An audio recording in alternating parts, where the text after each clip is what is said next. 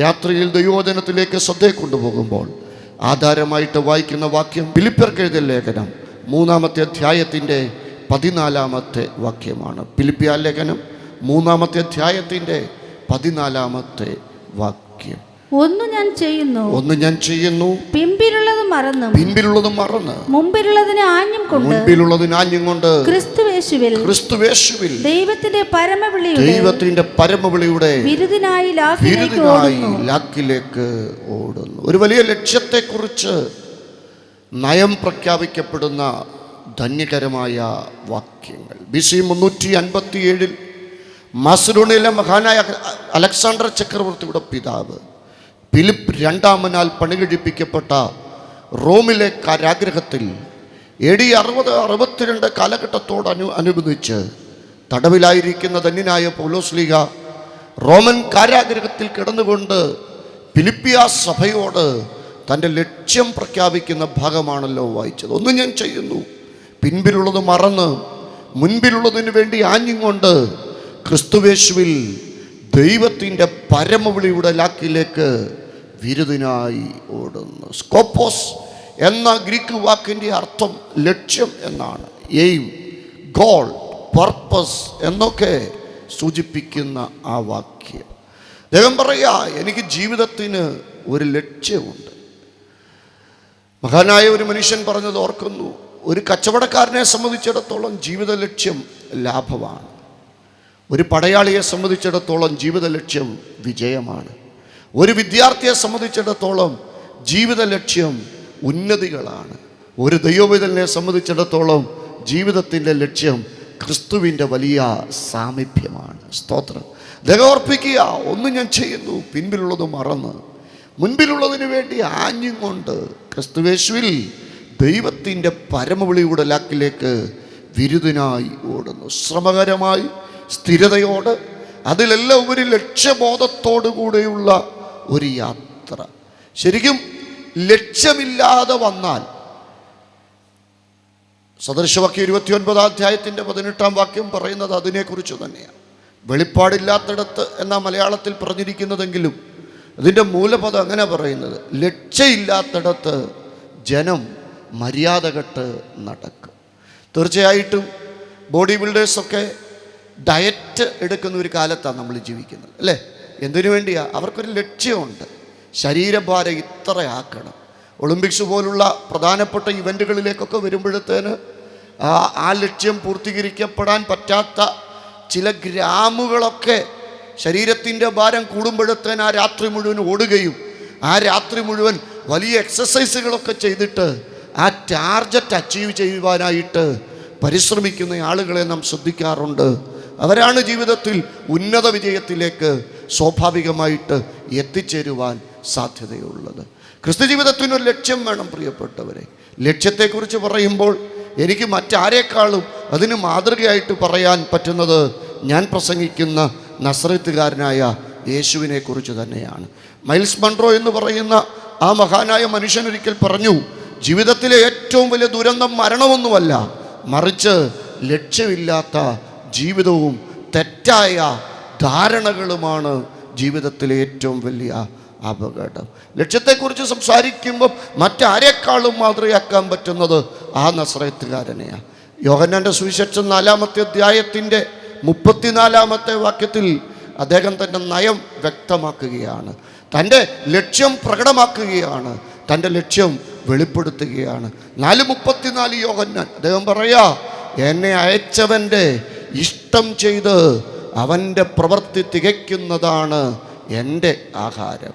ഒറ്റ ലക്ഷ്യ, അയച്ചവൻ്റെ ഇഷ്ടം. ഗത്സമനയിൽ പോലും ആ പ്രാർത്ഥനയ്ക്ക് 2 വശങ്ങളുണ്ട്. ദൈവത്തിന് സ്തോത്രം. ഒന്ന് പുത്രപ്രാർത്ഥനയാണ്. പക്ഷേ പുത്രനായിരിക്കുന്നവൻ ദാസനാകുന്ന 2ാമത്തെ ഭാഗമുണ്ട്, അല്ലേ? പുത്രപ്രാർത്ഥനയിൽ അപ്പനോടുള്ള ആ വലിയ ആഗ്രഹത്തിൽ പറയുക, അങ്ങ് നീക്കാങ്കി നീക്കണേ. ഏതപ്പനും അവിടെ ആ ആഗ്രഹം സാധിപ്പിക്കുമെന്ന് മോനറിയാം. അതുകൊണ്ട് തന്നെയാണ് പറയുന്നത്, ആ നീക്കാങ്കി അത് നീക്കണേ. അടുത്ത വാക്ക് പറയാ, ഇല്ല പുത്രനായിട്ടല്ലല്ലോ എന്നെ ഇവിടെ അയച്ചിരിക്കുന്നത്, പുത്രത്വം ത്യജിച്ചേച്ച് ദാസനാകാനായിട്ടല്ലേ ഞാൻ ഇറങ്ങി വന്നിരിക്കുന്നത്.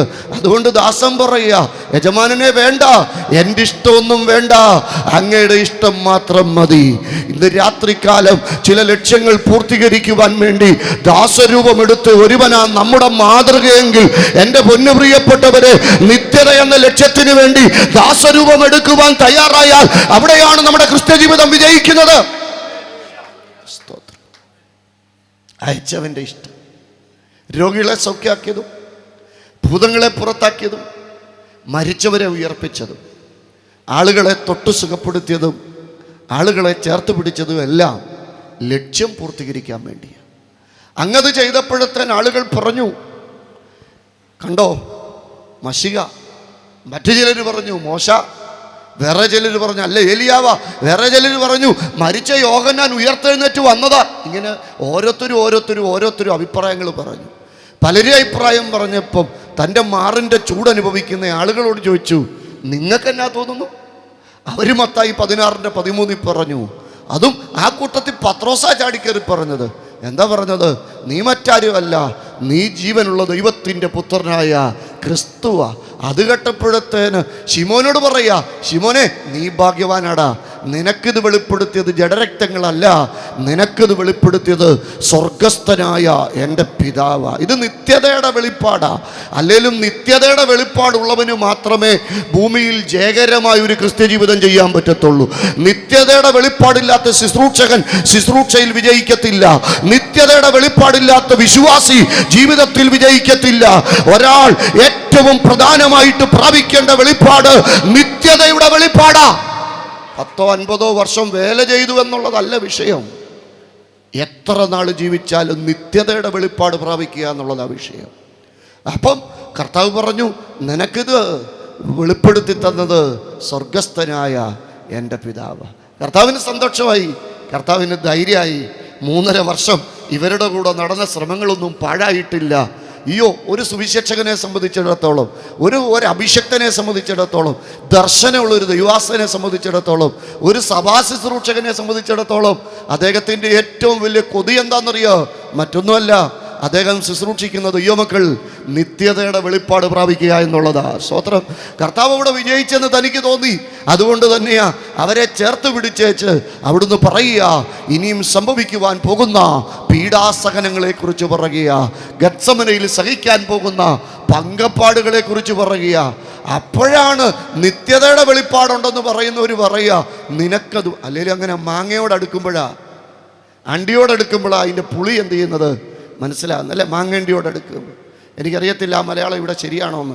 ഞാനങ്ങനെ ഇവിടെ വരാറില്ലാത്തത് കൊണ്ട് ഒരുപക്ഷെ നിങ്ങൾക്ക് ഭാഷ കൊണ്ട് എന്തെങ്കിലും വ്യത്യാസം ഉണ്ടെങ്കിൽ ക്ഷമിക്കുക. നിത്യതയുടെ വെളിപ്പാട് പ്രാപിച്ചെന്നുള്ള തിരിച്ചറിവ് പറയാ, പീഡാസഹനങ്ങളെ കുറിച്ച്. അപ്പം പറയാ, നിനക്കത് ഭവിക്കരുത്. അപ്പം കർത്താവ് ഒരു ശാസനം, പോസാത്താനെ, നീ എനിക്ക് ഇടർച്ചയാകുന്നു, നീ ദൈവത്തിൻ്റെതല്ല, നീ മനുഷ്യരുടേതത്രേ. 10 വാക്യം മുമ്പ് നിനക്ക് നിത്യതയുടെ വെളിപ്പാട് തന്നത് സ്വർഗമാന്ന് പറഞ്ഞ അതേ കർത്താവ് തന്നെ 10 വാക്യത്തിന് ശേഷം ഒരുത്തനോട് പറയാ പോസാത്താനെന്ന്. ഞാൻ ചോദിച്ചു, ഇതന്നെ അങ്ങനെ?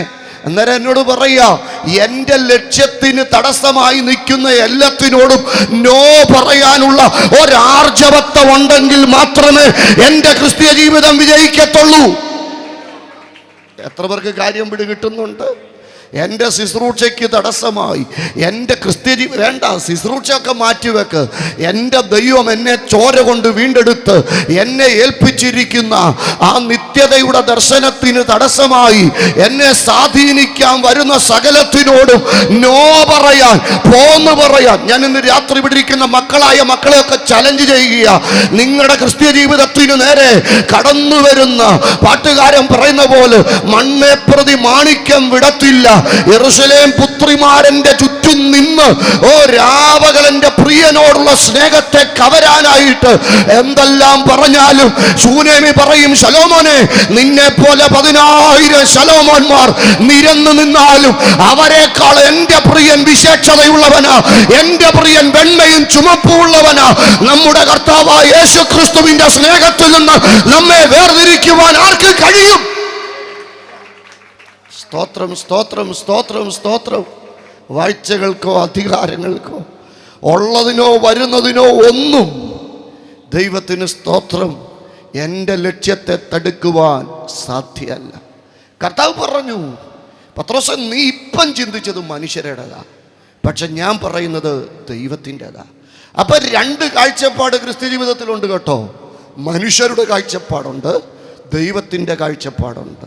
ഒട്ടുവാലിൻ്റെ വണ്ണം കൂടുക, കോഴിക്കൂടിൻ്റെ പണി നടക്കുക, കോഴിമുട്ടയുടെ വലിപ്പം കൂടുക, കോഴിമുട്ടയ്ക്കകത്ത് രണ്ട് ഉണ്ണി ഉണ്ടാകുക എന്നൊക്കെ പറയുന്നത് സ്വാഭാവികമായിട്ടും മനുഷ്യൻ്റെ ഒരാഗ്രഹം അല്ലേ, മനുഷ്യരുടെ കാഴ്ചപ്പാട്. അപ്പം തന്നെ ദൈവത്തിൻ്റെ ഒരു കാഴ്ചപ്പാടുണ്ട്, മനുഷ്യരുടേതല്ല, ദൈവത്തിൻ്റെതത്ര.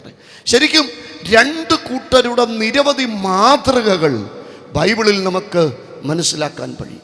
മനുഷ്യരുടേത് അന്വേഷിച്ചവരും ദൈവത്തിൻ്റേത് അന്വേഷിച്ചവരും. രണ്ട് മാതൃകകളും വളരെ വേഗം ഓർപ്പിക്കുവാൻ ഞാൻ താല്പര്യപ്പെടുകയാണ്. രണ്ട് വാക്യങ്ങൾ വായിച്ച് എന്നെ സഹായിക്കണമേ. ഉൽപ്പത്തി പുസ്തകം 4-ാം അധ്യായത്തിൻ്റെ 17-ാമത്തെ വാക്യം 1-ാമത്തെ ഭാഗമാണ്. ഉൽപ്പത്തി പുസ്തകം 5-ാം അധ്യായത്തിൻ്റെ 20 തുടങ്ങി 24 വരെയുള്ള വാക്യങ്ങൾ 2-ാമത്തെ ഭാഗമാണ്. ആ രണ്ട് ഭാഗവും വളരെ ശാന്തമായിട്ട് നമുക്ക് ശ്രദ്ധിക്കാം. ഉൽപ്പത്തി പുസ്തകം 4-ാം അധ്യായത്തിൻ്റെ 17-ാമത്തെ വാക്യം മുതൽ. കയീൻ തൻ്റെ ഭാര്യയെ പരിഗ്രഹിച്ചു, അവൾ ഗർഭം ധരിച്ചു ഹാനോക്കിനെ പ്രസവിച്ചു. അവനൊരു പട്ടണം പണിതു, ഹാനോക്ക് എന്ന് തൻ്റെ മകൻ്റെ പേരിട്ടു. ഹാനോക്കിന് ഈരാദ് ജനിച്ചു. മതി. 5-ാം അധ്യായത്തിൻ്റെ 20-ാമത്തെ വാക്യം. യാരദിൻ്റെ ആയുഷ്കാലം ആകെ 962 സംവത്സരമായിരുന്നു. പിന്നെ അവൻ മരിച്ചു. ഹാനോക്കിന് 65 വയസ്സായപ്പോൾ അവൻ മെഥൂശലഹിനെ ജനിപ്പിച്ചു. മെഥൂശലഹിനെ ജനിപ്പിച്ച ശേഷം ഹാനോക്ക് 300 സംവത്സരം ദൈവത്തോട് കൂടെ നടക്കുകയും പുത്രന്മാരെയും പുത്രിമാരെയും ജനിപ്പിക്കുകയും ചെയ്തു. ഹാനോക്കിൻ്റെ ആയുഷ്കാലം ആകെ 365 സംവത്സരമായിരുന്നു. ഹാനോക്ക് ദൈവത്തോട് കൂടെ നടന്നു. ദൈവം അവനെ എടുത്തുകൊണ്ടതിനാൽ കാണാതെയായി. മതി. ഈ രണ്ട് വാക്യങ്ങളിൽ ഒരേ പേരുകാരും വ്യത്യസ്ത കാഴ്ചപ്പാടുള്ളവരുമായ രണ്ട് പ്രിയപ്പെട്ടവരെയാണ് നമുക്ക് മനസ്സിലാക്കുവാൻ കഴിയുന്നത്. ഒരുപക്ഷെ ചിലരുടെയെങ്കിലും തെറ്റായ ധാരണകൾക്ക് ഒരു പരിഹാരം കൂടെയാകാം ഈ വാക്യം. മനുഷ്യനെ കൊല്ലുവാനായിട്ട് ശ്രമിക്കുന്നു. അങ്ങനെ അവൻ അവിടെ നിന്ന് നോദ് ദേശത്ത് ചെന്ന്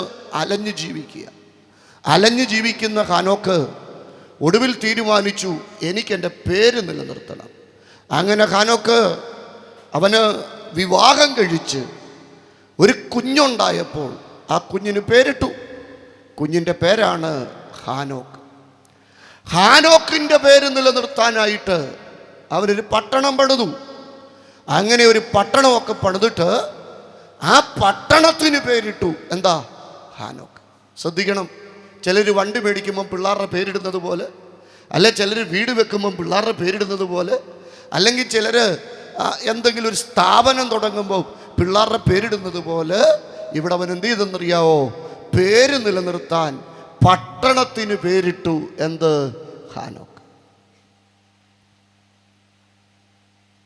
പക്ഷെ ചരിത്രത്തിൽ ഇന്നങ്ങനെ ഒരു പട്ടണത്തിൻ്റെ അവശേഷിപ്പില്ല.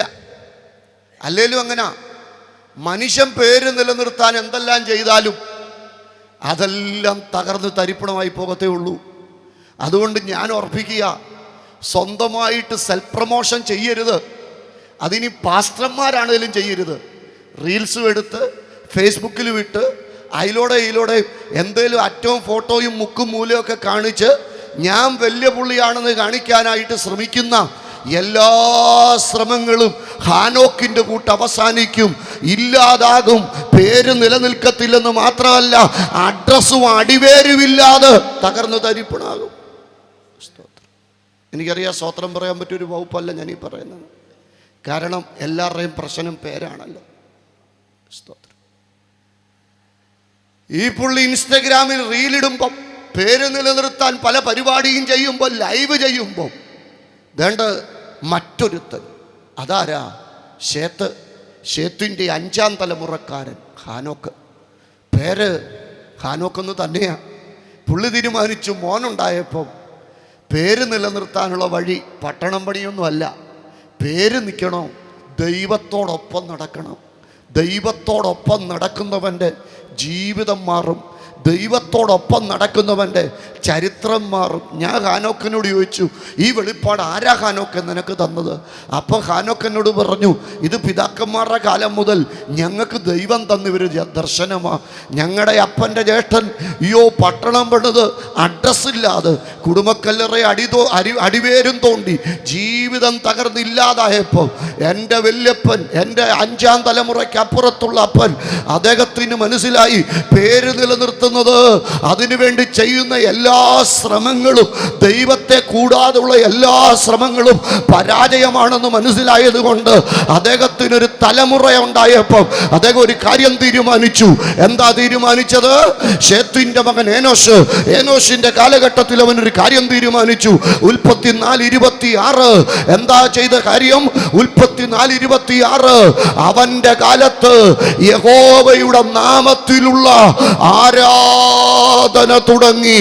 ഇന്ന് രാത്രികാലം നിന്റെ ജീവിതം മാറാൻ ഒരു വഴിയുണ്ട്, നിന്റെ കുടുംബത്തിന്റെ ചരിത്രം മാറാൻ ഒരു വഴിയുണ്ട്, നിന്റെ തലമുറയുടെ ചരിത്രം മാറാൻ ഒരു വഴിയുണ്ട്. ദൈവത്തോടൊപ്പം നടക്കാൻ, ദൈവത്തെ ആരാധിക്കാൻ, ദൈവത്തെ ബഹുമാനിക്കാൻ ഒരാൾ ചാടി പുറപ്പെട്ടാൽ, ഹല്ലേലൂയ. മനസ്സിലാകുന്നവരെ ഓർത്ത് ഞാൻ ദൈവത്തെ സ്തുതിക്കുക.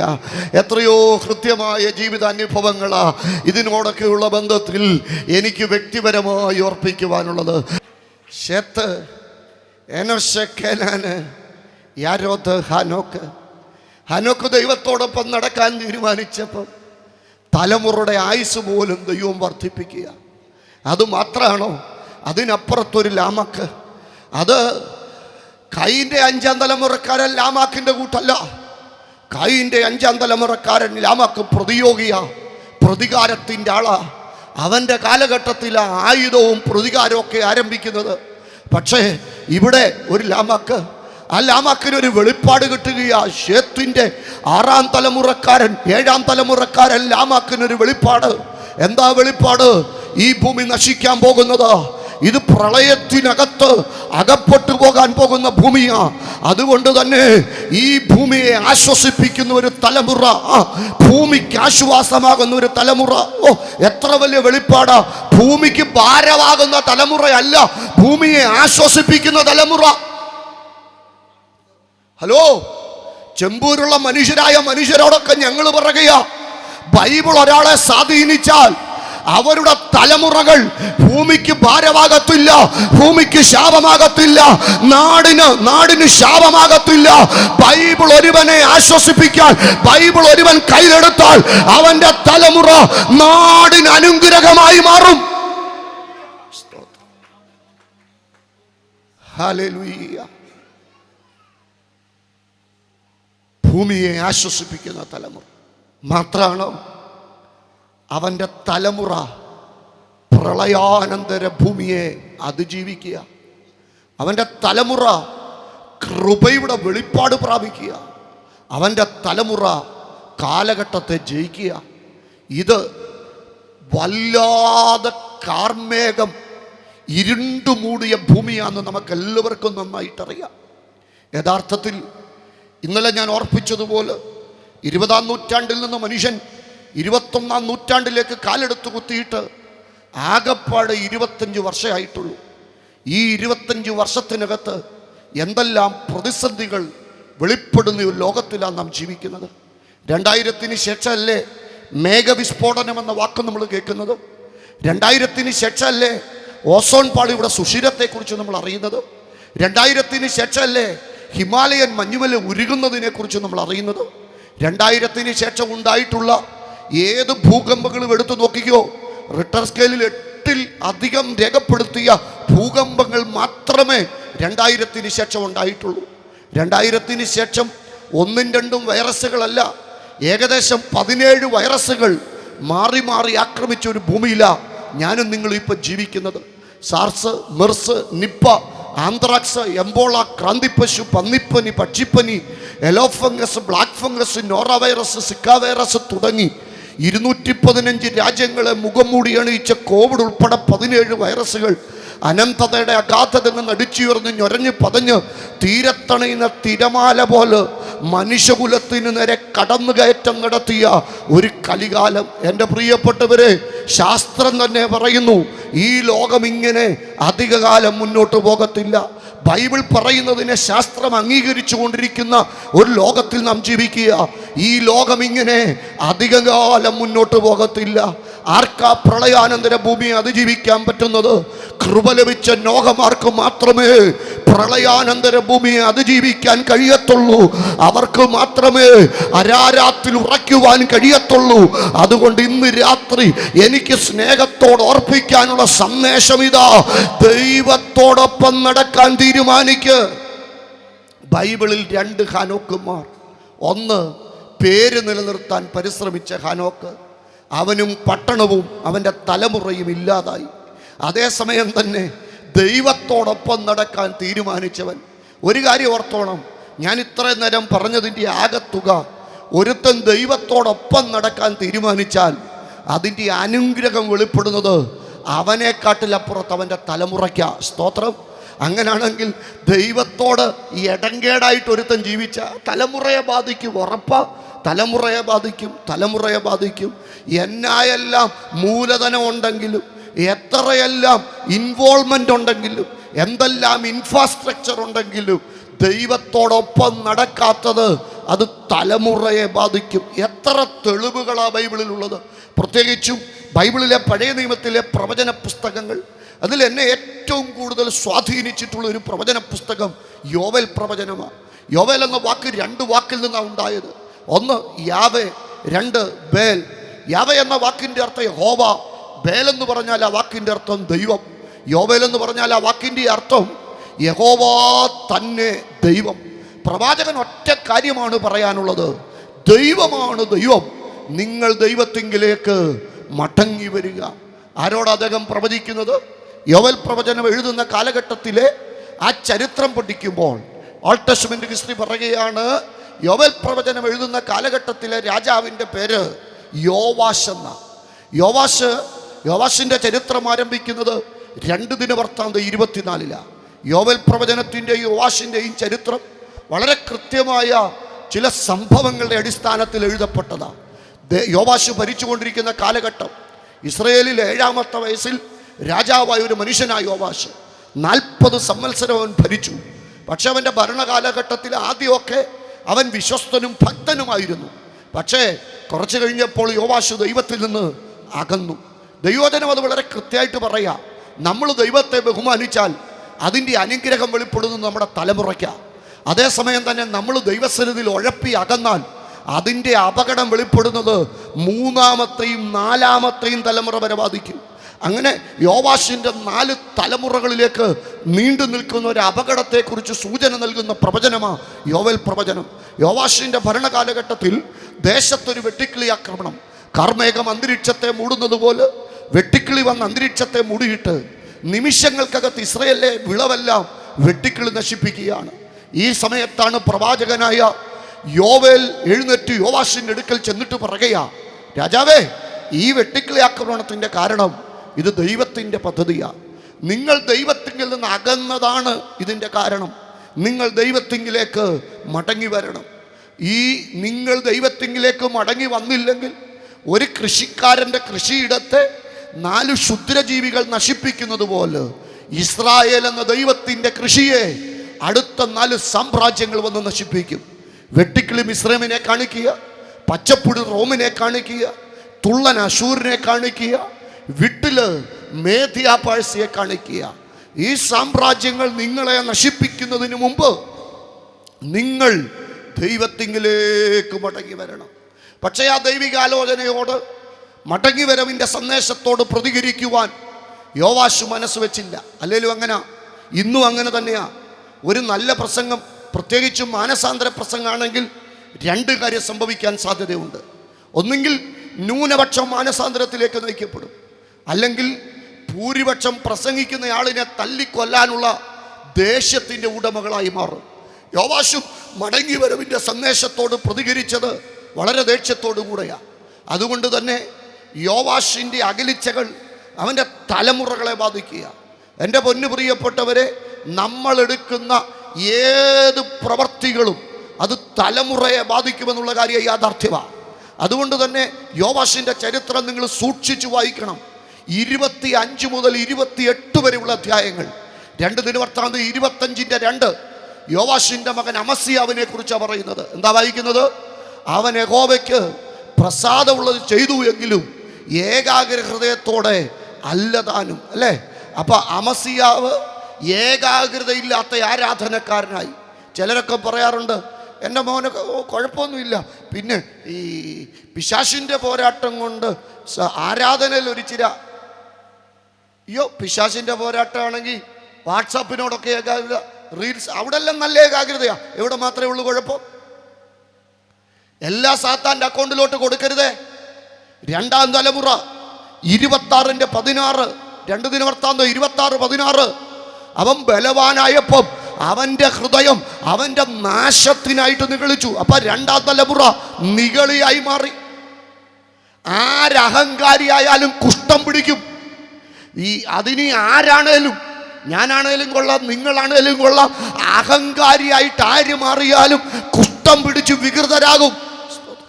27:2 3-ാം തലമുറ അവൻ തൻ്റെ അപ്പനായ ഉസ്യാവ് ചെയ്തതുപോലൊക്കെയും യഹോവയ്ക്ക് പ്രസാദമുള്ളത് ചെയ്തെങ്കിലും യഹോവയുടെ ആലയത്തിലേക്ക് അവൻ കടന്നില്ല. പിന്നെ ഞായറാഴ്ച വരത്തില്ല, പിന്നെ അതിന് പോന്ന പോക്ക് കണ്ടോ? അപ്പനകന്നു, മോൻ ഏകാഗ്രതയില്ലാതെ ആരാധിച്ചു, കൊച്ചുമോൻ നിഗളിയായി. 3-ാം തലമുറക്കാരൻ വന്നപ്പോൾ യോത്തിന് വരാതായി. ഇനി 2 ദിനവൃത്താന്തം 28-24 വായിച്ചു നോക്കിക്കേ. ആകാശ് ദൈവാലയത്തിലെ ഉപകരണങ്ങളെ ഉടച്ചു. യഹോവയുടെ ആലയത്തിൻ്റെ വാതിലടച്ചു. യെരൂശലേമിൻ്റെ ഓരോ മൂലയിലും എന്തുണ്ടാക്കി? ബലിപീഠം. അപ്പം ആലയത്തിൻ്റെ വാതിലും അടച്ചേച്ച് കോടതി കേസും കൊടുത്ത കാര്യമാണ് 4-ാം തലമുറക്കാരനെ കുറിച്ച് പറയുന്നത്.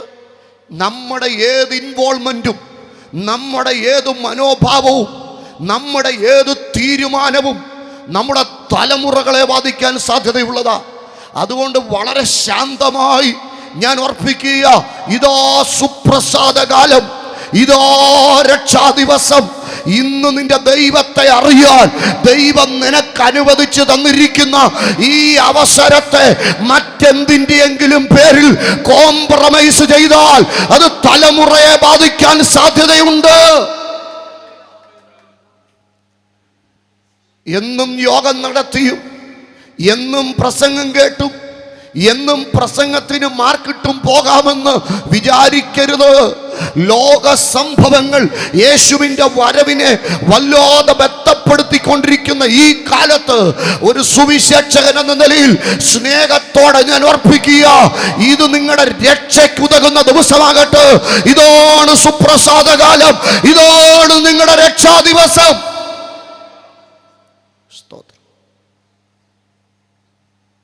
യോവാഷ്, അമസ്യാവ്, ഉസിയാവ്, യോഥാം, ആഗാസ്, 4 തലമുറ പരാജയപ്പെട്ടു. പക്ഷേ ആ 29-ാം അധ്യായത്തിൽ, 2 ദിനവൃത്താന്തം 29-ാം അധ്യായത്തിൽ ഒരു മനുഷ്യനൊരു ഡിസിഷൻ എടുത്തു. അയാളുടെ പേരെന്താന്ന് ഇവിടെ വായിക്കുന്നുണ്ട്. 29-ാം അധ്യായത്തിൻ്റെ 1 മുതലുള്ള വാക്യങ്ങളിൽ മലയാളത്തിൽ എഗസ്കിയാവെന്ന് എഴുതിയിരിക്കുന്നു, ഇംഗ്ലീഷ് ഇസ്കിയാവെന്ന് തന്നെ പറയുന്നു.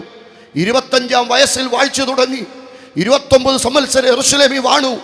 അവൻ്റെ അമ്മയുടെ പേരവിടെ എഴുതിയിട്ടുണ്ട്. അടുത്ത വാക്യത്തിൽ പറയുക, അവൻ തൻ്റെ അപ്പനായ ദാവീദ് ചെയ്തതുപോലൊക്കെയും യഹോവയ്ക്ക്. ഞാൻ ചോദിച്ചു, ഇസ്കിയാവേ, നിന്റെ അപ്പൻ ആകാശല്ലേ? ആകാശ് ചെയ്തത് ഹോള് പൂട്ടി കോടതി കേസ് കൊടുത്ത് കോടതിയുടെ കൈ താക്കോല് കൊണ്ട് കൊടുത്തവനല്ലേ ആകാശ്? നീ ചെയ്യേണ്ടത് എവിടുന്നേലും ബുൾഡോസർ കൊണ്ടുവന്ന് ഹോളിൻ്റെ അടിത്തറ മാന്തുകല്ലേ ചെയ്യേണ്ടത്? അവൻ പറഞ്ഞില്ല, എൻ്റെ അപ്പൻ്റെ പാരമ്പര്യം തുടരാൻ ഞാൻ ഒരിക്കലും ഒരുക്കമല്ല.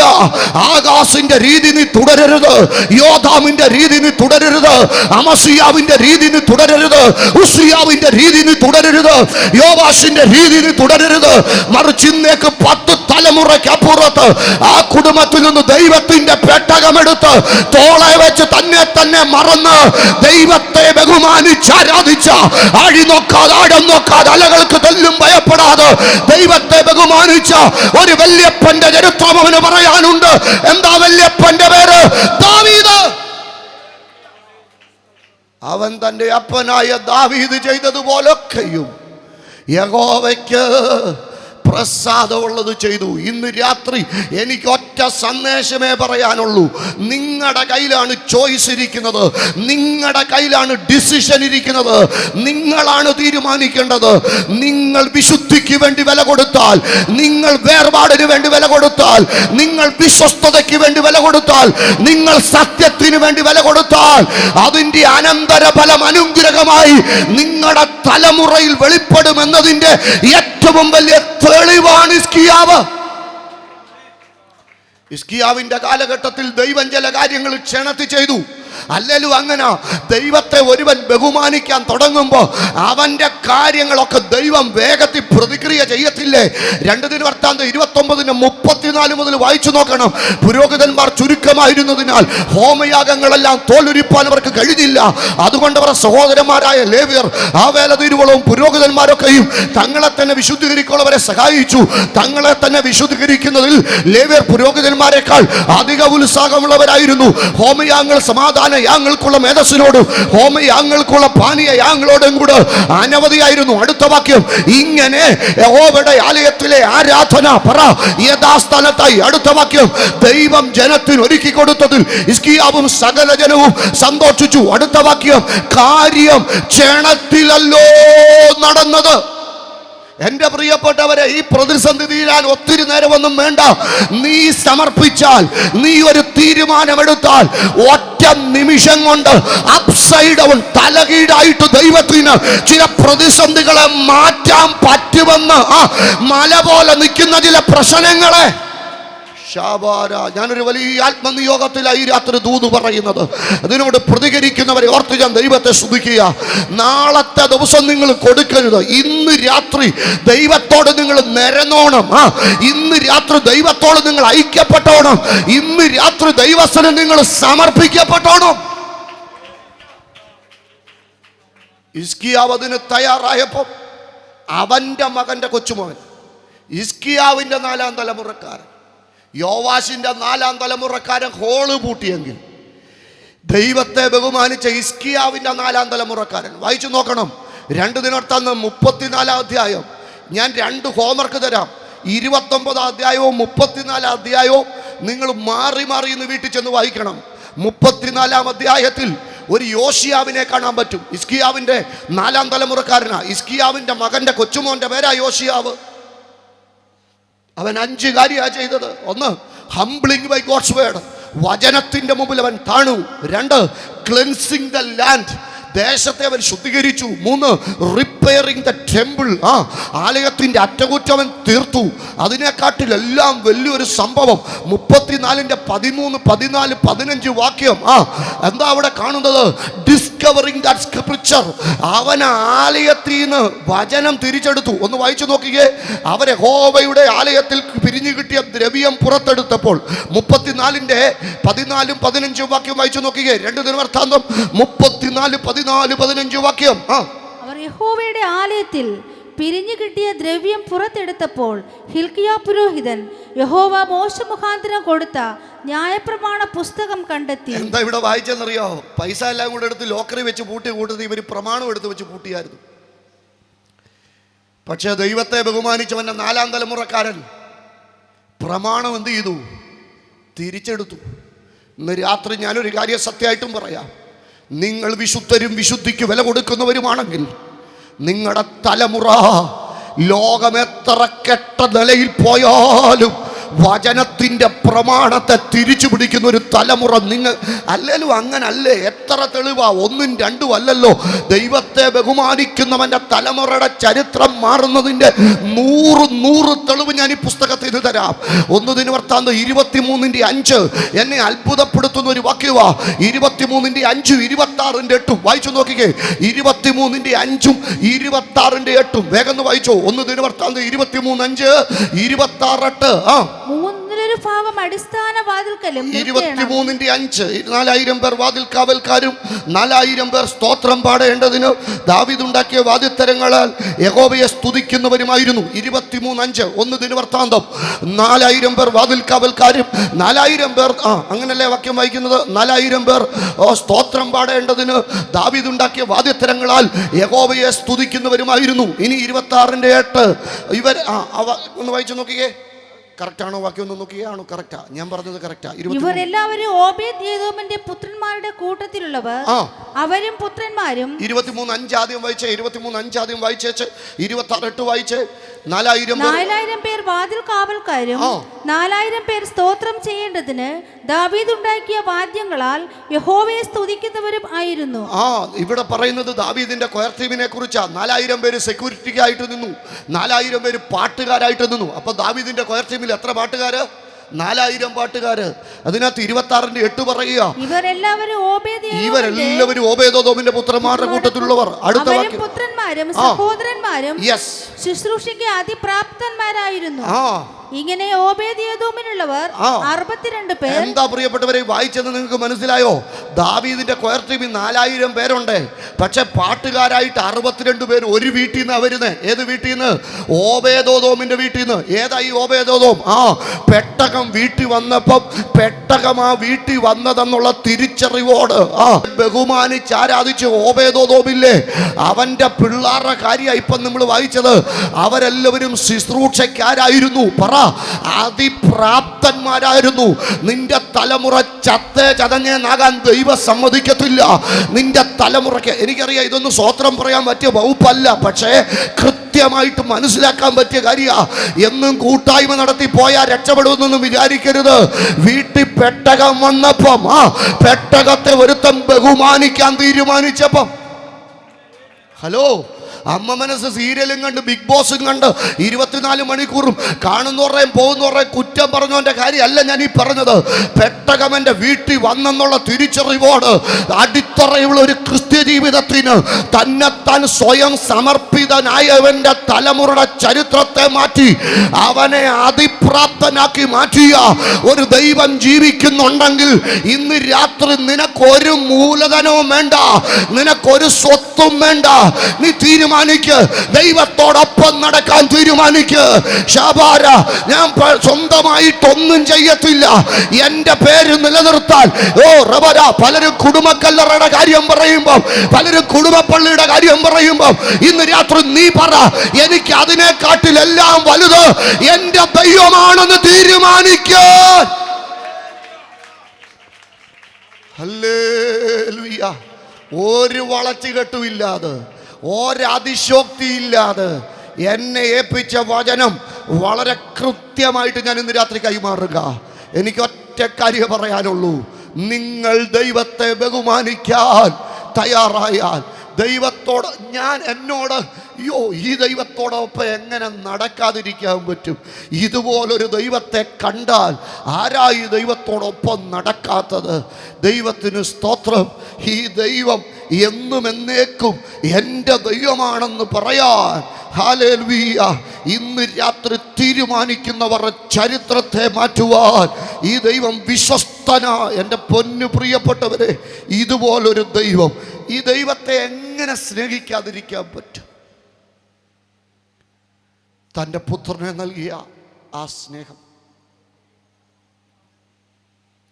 തൻ്റെ ഏകജാതനായ പുത്രനിൽ വിശ്വസിക്കുന്ന ഏവനും നശിച്ചു പോകാതെ നിത്യജീവൻ പ്രാപിക്കേണ്ടതിന് ഇതാകുന്നു അവൻ നമുക്ക് നൽകിയ വാഗ്ദാനം, നിത്യജീവൻ തന്നെ. നാം നിത്യജീവന്റെ അവകാശികളായി മാറുവാൻ ദൈവത്തോടുള്ള സമത്വം മുറുകെ പിടിക്കാതെ ദാസരൂപമെടുത്ത ക്രിസ്തു. സ്തോത്രം. ഗത്സമനയിലെ പ്രാർത്ഥനയിൽ പോലും പുത്രത്വത്തെ ഉരിഞ്ഞു വെക്കുന്ന ക്രിസ്തു, ക്രൂശിൽ സമർപ്പിത ദാസനായി അർപ്പിക്കുന്ന ക്രിസ്തു. എങ്ങനെ സ്നേഹിക്കാതിരിക്കാൻ പറ്റും? ഇന്നത്തെ ലോകത്തിൽ സംഭവിച്ചിട്ടുള്ളതിൽ വച്ച് ഏറ്റവും ക്രൂരവും ഹീനവും മൃഗീയവുമായ മരണമായിരുന്നു ക്രൂശ് മരണം. BC 600 പേർഷ്യൻസ് ആണ് ക്രൂശ് മരണം കണ്ടെത്തിയത്. ഈസ്റ്റേൺ മാസിഡോണിയയിലേക്ക് ക്രൂശ് മരണം കൊണ്ടുവന്നത് അലക്സാണ്ട്ര. BC 300 റോമക്കാർ ഔദ്യോഗികമായിട്ട് ക്രൂശീകരണം അവരുടെ ശിക്ഷാരീതിയാക്കി മാറ്റിയത്.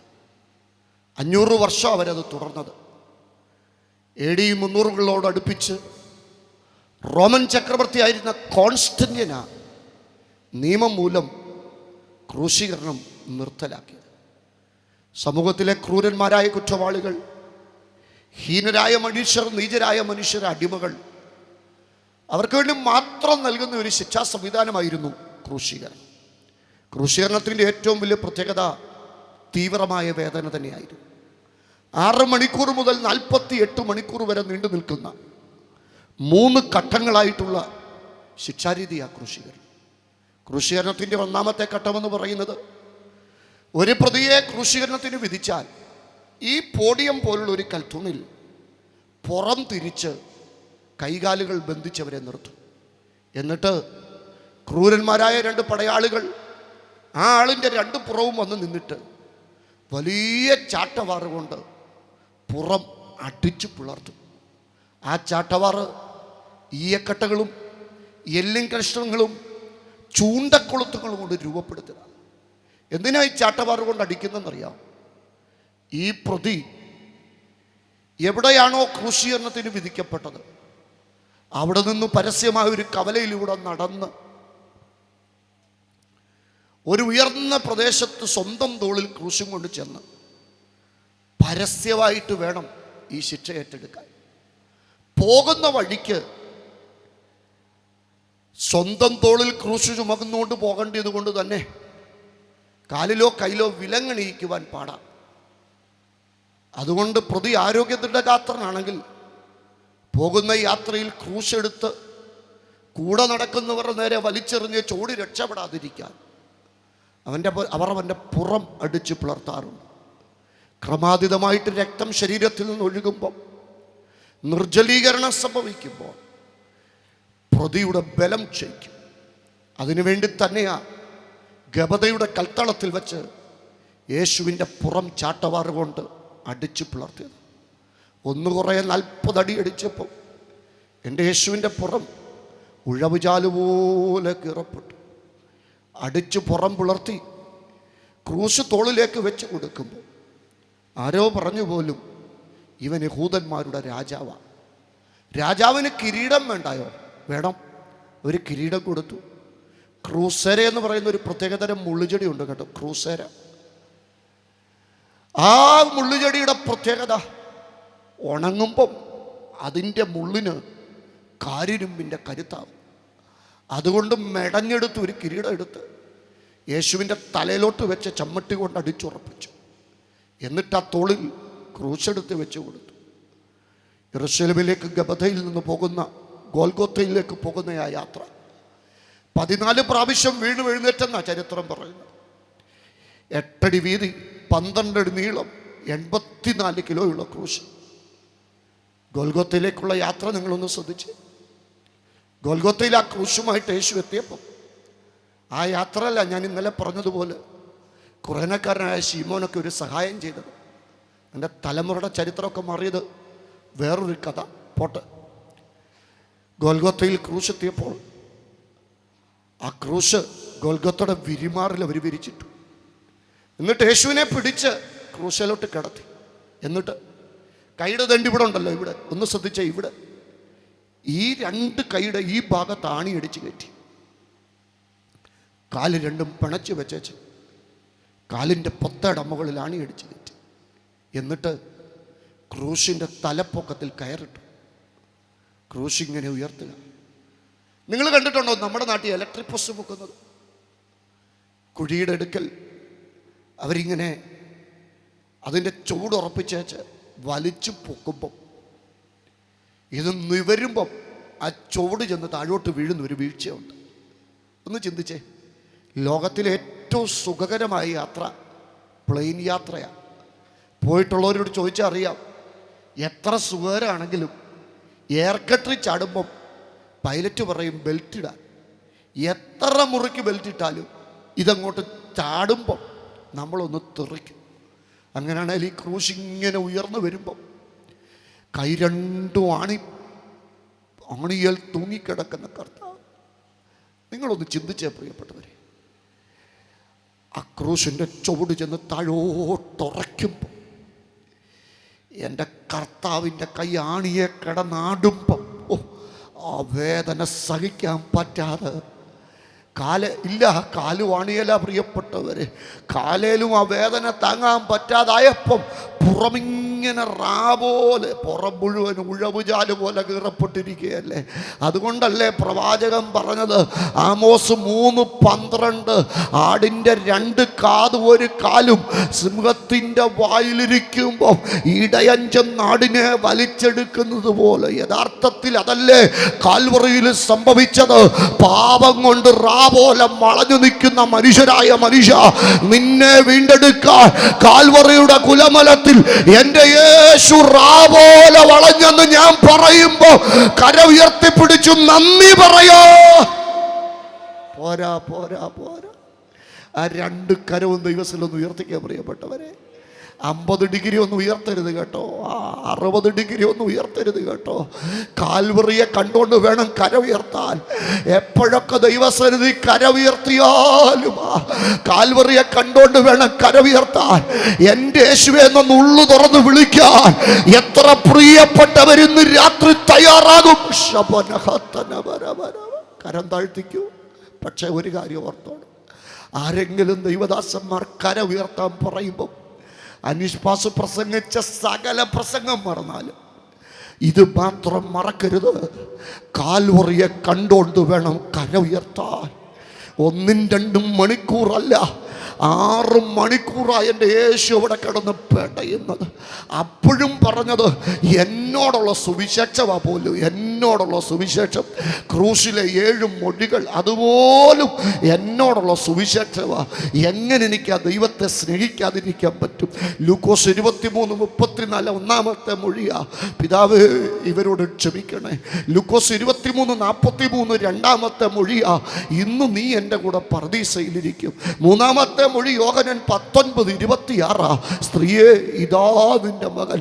നാലാമത്തെ മൊഴി മത്തായി 27:46, എൻ്റെ ദൈവമേ എൻ്റെ ദൈവമേ അങ്ങനെ കൈവിട്ടതെന്ത്. അഞ്ചാമത്തെ മൊഴി യോഹന്നാൻ 19:28, ഐ തേസ്റ്റ്, എനിക്ക് ദാഹിക്കുന്നു.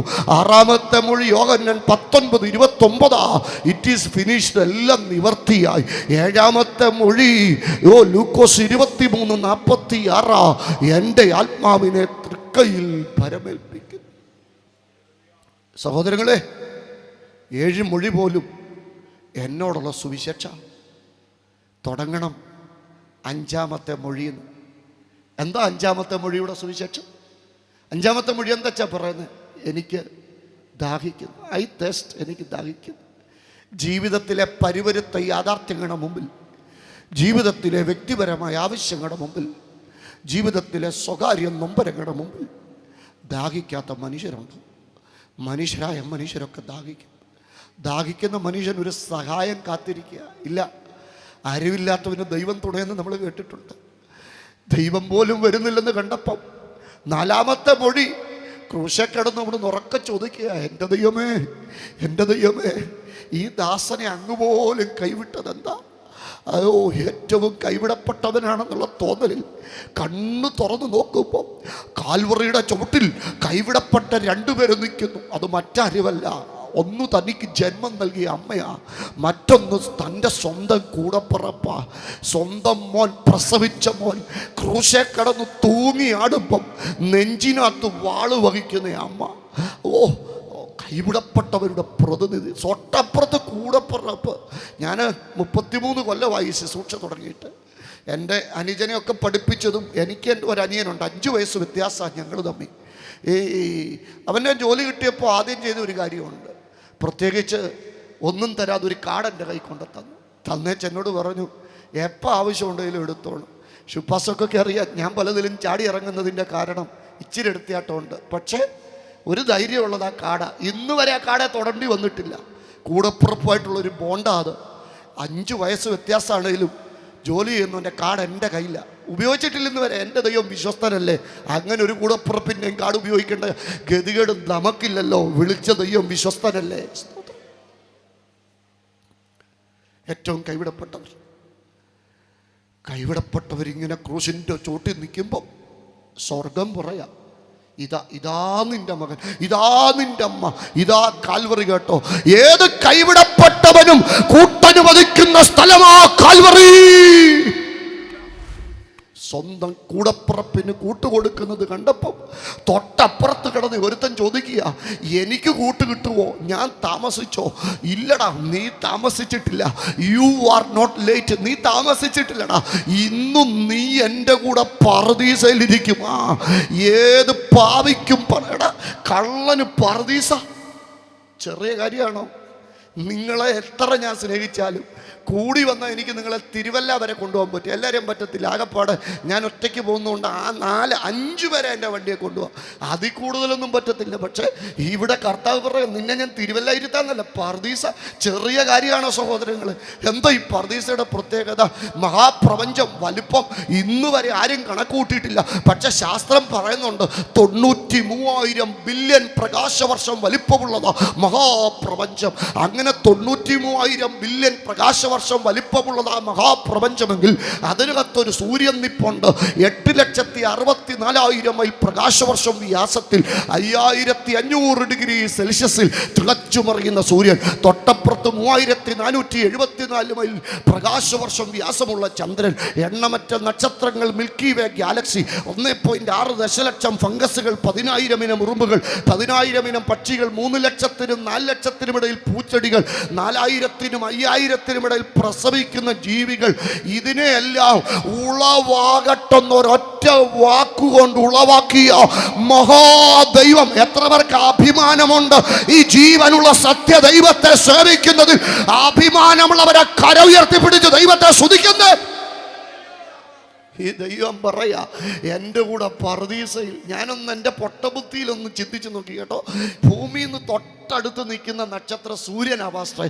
ഭൂമിയിൽ നിന്ന് തൊട്ടടുത്ത് നിൽക്കുന്ന സൂര്യനിലേക്ക് ഭൂമിയിൽ നിന്നുള്ള അകലം 9.5 കോടി കിലോമീറ്ററാണ്. അതിനപ്പുറത്ത് വേറൊരു നക്ഷത്രം നിൽപ്പുണ്ട്. അതിൻ്റെ പേര് പ്രോക്സിമ സെഞ്ചുറി എന്ന. അവിടോട്ടുള്ള ദൂരം 4.25 ദശലക്ഷം പ്രകാശവർഷം.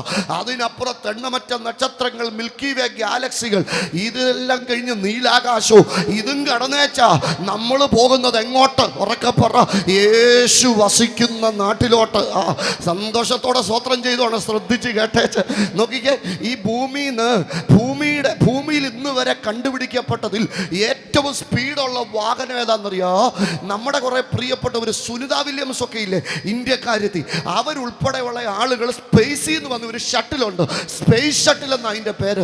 അതാ ഇന്ന് വരെ കണ്ടുപിടിക്കപ്പെട്ടതിൽ ഏറ്റവും സ്പീഡുള്ള വാഹനം. അതിൻ്റെ സ്പീഡ് എത്ര എന്നറിയോ? മണിക്കൂറിൽ 17,000 കിലോമീറ്റർ മുതൽ 27,000 കിലോമീറ്റർ വേഗത്തിൽ പോകുന്ന വാഹനമാണ് സ്പേസ് ഷട്ടിൽ. ഈ സ്പേസ് ഷട്ടിലേല് ഭൂമിയുടെ ഭ്രമണപഥത്തിൽ നിന്ന് 175 മുതൽ 600 കിലോമീറ്റർ അപ്പുറത്ത് മനുഷ്യൻ നിർമ്മിച്ച സംവിധാനമാണ് സ്പേസ്. ഭൂമിയുടെ ഭ്രമണപഥത്തിൽ 175 മുതൽ 600 കിലോമീറ്ററിനകത്ത് മനുഷ്യൻ നിർമ്മിച്ച സംവിധാനമാണ് സ്പേസ്. ആ സ്പേസിൽ നിന്ന് സ്പേസ് ഷട്ടിലിൽ 27,000 കിലോമീറ്റർ വേഗത്തിൽ വരുന്ന വാഹനത്തിൽ സുനിത വില്യംസ് ഉൾപ്പെടെ 4 പേര് ഈ ഭൂമിയിൽ ഇറങ്ങാനായിട്ട് യാത്ര തിരിച്ചിട്ട് അവർ ഫ്ലോറിഡയിലെ കടലിൽ ഇറങ്ങാൻ എത്ര മണിക്കൂർ എടുത്തെന്നറിയോ? 17 മണിക്കൂർ എടുത്തു. നിങ്ങളൊന്ന് ചിന്തിച്ചു നോക്കിയേ. 27,000 കിലോമീറ്റർ വേഗത്തിൽ വരുന്ന വാഹനത്തിൽ 175 കിലോമീറ്റർ അപ്പുറത്തുനിന്ന് ഭ്രമണപഥത്തിൽ നിന്ന് പോന്നിട്ട് ഈ ഭൂമിയിലെത്താൻ 17 മണിക്കൂർ എടുത്തെങ്കിൽ ഈ സ്പേസ് ഷട്ടില് 27,000 വേണ്ട, ഇനി ഇച്ചിരി കൂടെ കൂടിയ 50,000 കിലോമീറ്റർ പോകുന്ന സാധനത്തിലടലും ആ സാധനം കണ്ടുപിടിച്ചേച്ച് അവത്തെ പോയാൽ സൂര്യനിൽ എത്തണമെങ്കിൽ 9.5 കോടി കിലോമീറ്റർ എത്ര നാളെടുക്കുന്നു നിങ്ങൾ പറ.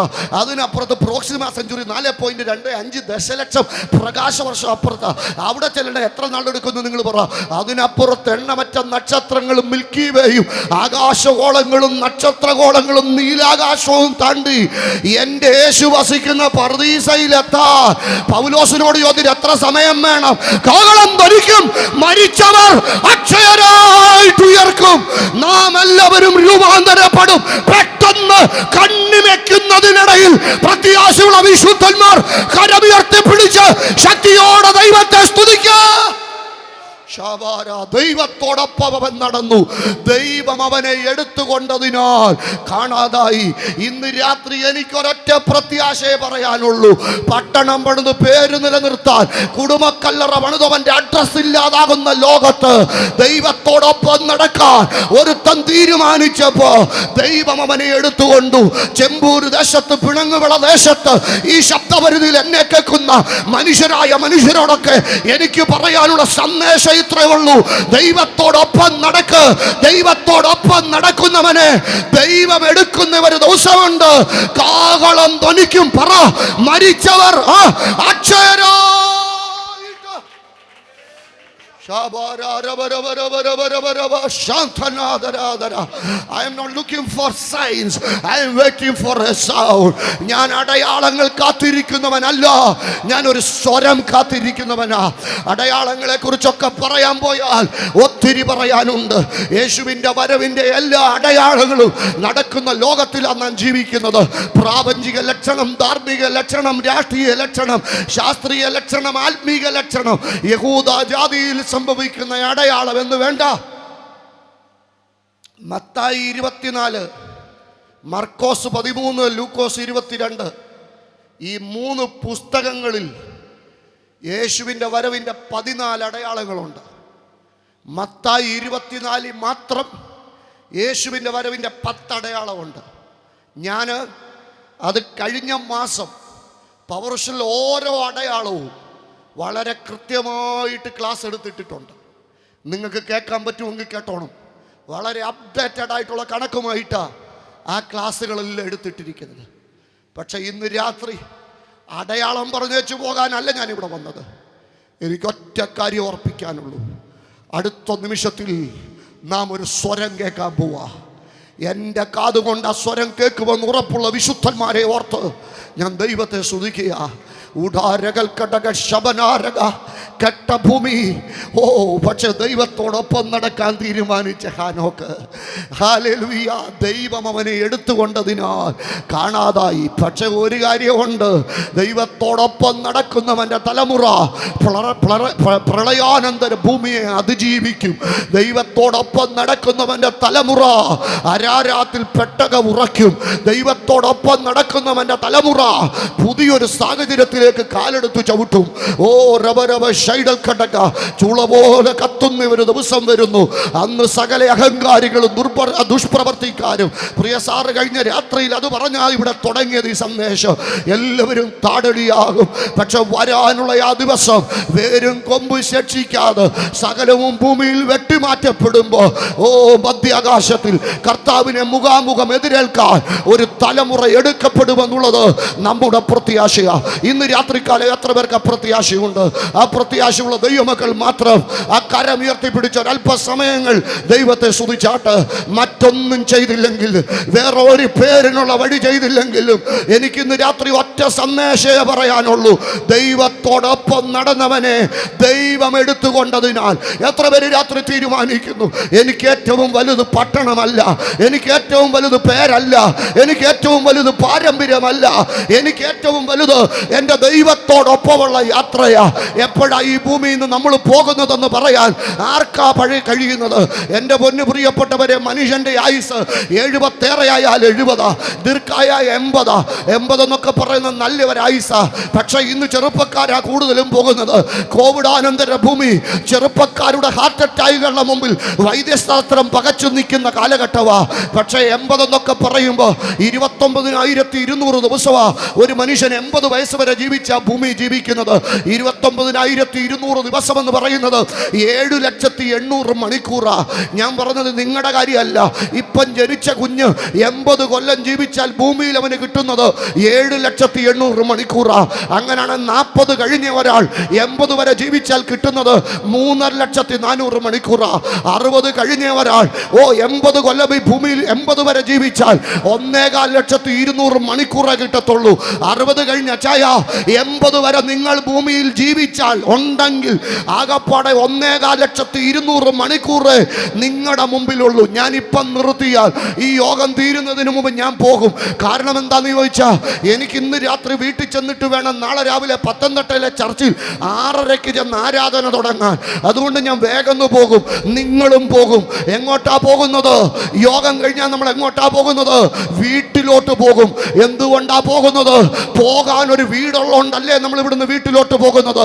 എൻ്റെ ചോദ്യം, അടുത്ത 500 ദിവസത്തിനകത്ത് മരണം നിങ്ങളെ കൊണ്ടുപോകാൻ വന്നാൽ, 500 മണിക്കൂറിനകത്ത് മരണം നിങ്ങളെ കൊണ്ടുപോകാൻ വന്നാൽ, നിങ്ങൾക്ക് പോകാൻ ഒരു വീടുണ്ടോ? ഇന്ന് രാത്രി ദൈവത്തോടൊപ്പം നടക്കുന്നവൻ പറയും, എവിടെ വെച്ച് ദൈവം എന്നെ വിളിച്ചാലും എനിക്ക് പോകാൻ ഒരു സ്ഥലമുണ്ട്. കൂടാരമാകുന്ന നമ്മുടെ ഭൗമഭവനം ഒഴിഞ്ഞുപോയാൽ കൈപ്പണി അല്ലാത്തതും ദൈവത്തിന്റെ ദാനവുമായ ഒരു കെട്ടിടം.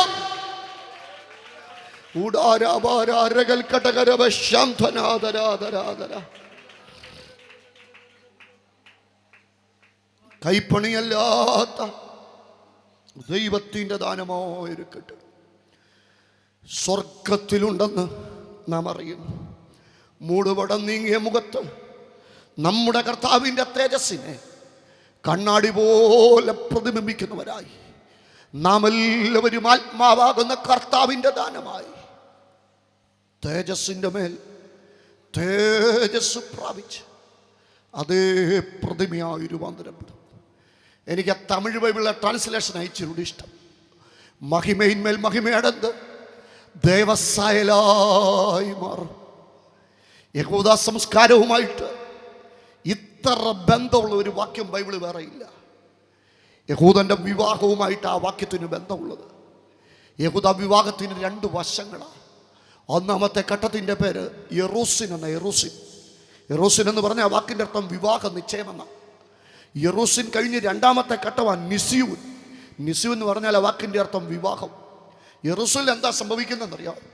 ഒരു പുരുഷൻ വന്ന് ഇഷ്ടപ്പെട്ട സ്ത്രീയുടെ മുഖത്ത് വിവാഹത്തിൻ്റെ ഉറപ്പിൻ്റെ അടയാളമായിട്ട് ഒരു വെയിൽ, ഒരു മൂടുപടമിടും. എന്നിട്ട് അവിടെ കയ്യിൽ ഒരു മോതിരം ധരിപ്പിക്കും. എന്നിട്ട് അവൻ അധ്വാനിച്ചതിലൊരു വിഹിതം, അതായത് ദ്രഹ്മയുടെ കാര്യമൊക്കെ പറയുന്നത്, അതെടുത്ത് അവിടെ കയ്യിലോട്ട് കൊടുക്കും. എന്നിട്ട് അവളോടായിട്ട് പറയും, നമുക്ക് പാർക്കാൻ ഞാനൊരു വീടൊരുക്കാൻ പോവാ, എപ്പം വീടിൻ്റെ പണി തീരുവോ അന്നേരം നിന്നെ ചേർക്കാനായിട്ട് ഞാൻ വരും.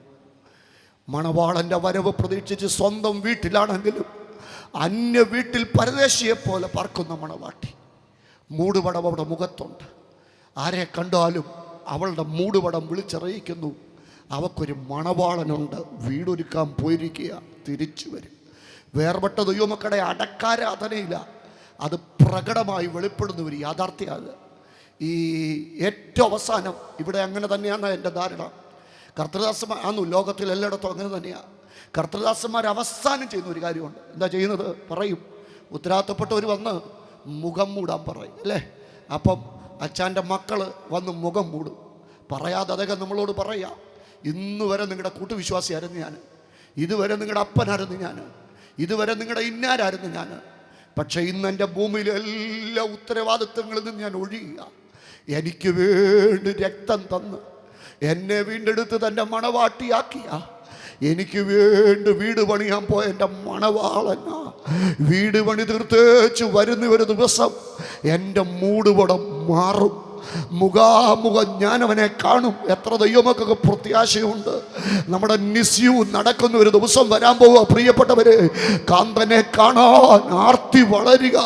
ഇല്ല പ്രത്യാശ മറ്റൊന്നിലും. ഇന്ന് രാത്രി പ്രത്യാശയുള്ള ദൈവമക്കൾ ആ കരങ്ങളെല്ലാം ഉയർത്തിപ്പിടിച്ച് ഒരല്പസമയങ്ങൾ ശക്തിയോടെ ദൈവത്തെ സ്തുതിച്ചാട്ട്. ശബാരാധന അത് വേഗം തീരുകയും ഞങ്ങൾ പറന്നുയരുകയും ചെയ്യും. ഊടാരാവാര ഈ കാലത്തിലെ കഷ്ടങ്ങൾ വേഗം തീരും. നമ്മൾ പറന്നുയരും. ഇന്ന് രാത്രി എനിക്ക് ഒറ്റ ചോദ്യമേ ചോദിക്കാനുള്ളൂ. ഭൂമിയിലെ പേരാണോ നിന്റെ വിഷയം, അതോ ദൈവത്തോടൊപ്പം നടക്കുന്ന യാത്രയാണോ നിന്റെ വിഷയം? കായിന്റെ കൂട്ടുള്ള പട്ടണമാണോ നിന്റെ ആഗ്രഹം, അതോ ദൈവത്തോടൊപ്പം നടന്ന ഹാനോക്കിനെ പോലുള്ള ദർശനമാണോ നിന്റെ ചിന്ത? ഇന്ന് രാത്രികാലം എനിക്കൊരു ലക്ഷ്യമുണ്ട്.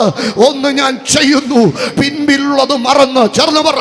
എത്ര ചെറുപ്പക്കാരിന്ന് രാത്രി പറയും, എത്ര പ്രിയപ്പെട്ടവരിന്ന് രാത്രി തീരുമാനിക്കും. കുഞ്ഞുങ്ങളൊക്കെ ഉറക്കെ പറ. ഒന്ന് ഞാൻ ചെയ്യുന്നു, പിൻപിലുള്ളത് മറന്ന് മുൻപിലുള്ളതിന് വേണ്ടി ആഞ്ഞുകൊണ്ട്. ലക്ഷ്യത്തിൽ നിന്ന് അകറ്റുന്നതിനോടെല്ലാം നമുക്ക് നോ പറയാ. എന്ന് പറ. ലക്ഷ്യത്തോടകറ്റാൻ നിൽക്കുന്ന ബന്ധങ്ങൾ, ലക്ഷ്യത്തോടകറ്റാൻ നിൽക്കുന്ന പാരമ്പര്യം, ലക്ഷ്യത്തോടകറ്റാൻ നിൽക്കുന്നതിനോടെല്ലാം ഇന്ന് രാത്രി നോ പറ. 10,000 ശലോമന്മാർ നിരനിന്നാലും ഉറക്കപ്പറ. എൻ്റെ പ്രിയൻ വെണ്മയും ചുമപ്പുമുള്ളവനാ, എൻ്റെ പ്രിയൻ വിശേഷതയുള്ളവനാ. ആഗ്രഹിച്ച തുറമുഖം ഞാൻ അണയും. ഈ യാത്രയിൽ ഖേദം വരത്തില്ല. നന്മ പ്രാപിക്കും, തിന്മ തൊടത്തില്ല. എൻ്റെ യാത്ര ഖേദം വരത്തില്ല. എനിക്കൊരു ലക്ഷ്യമുണ്ട്. എൻ്റെ ലക്ഷ്യത്തിൽ നിന്ന് തന്നെ അകറ്റുന്നതിനല്ല നോ പറയാൻ. ഇന്ന് രാത്രി നിനക്ക് പരാജയം തരുമെന്ന് പറയുന്നതിനോട് പറ. നമ്മുടെ കർത്താവായ യേശു ക്രിസ്തു മുഖാന്തരം നമുക്ക് ജയം നൽകുന്ന ദൈവത്തിന്